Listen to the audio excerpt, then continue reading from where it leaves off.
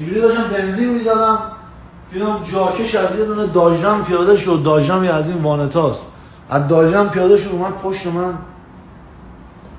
دوباره من No, I'm telling you what's your problem. نه من به تو میگم مشکل چیه. دوباره نگاش کردم به مرگ قدیر، به روح مادرم، به رفاقتی که کردیم با هم. گفتم میری یا مادر جنده تمام دندهاتو خورد کنم کسکش با مشت و لگد.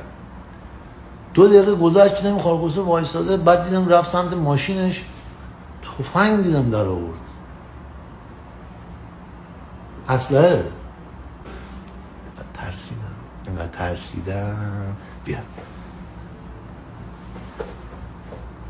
اینقدر ترسیدم اینجوری رفتم پیش پلیس. اینا هلو سر، اینا میخوام بزنن کسکون منو پم بکنن. بعد پلیس گفت این هیکلت تو رو بخوره کسکه، دومت قدت، خالکوبی تفنگ و کلاشینکوف و ریدی تو خودت. نه آقای پلیس، من تازه معروف شدم، دنبال هیچ کیر خری نیستم، وضع منم داره خوب میشه، نمیخوام الکی به کیر برم. رو سریت در بیار نرد خر. چشم آقای پلیس ببخشید.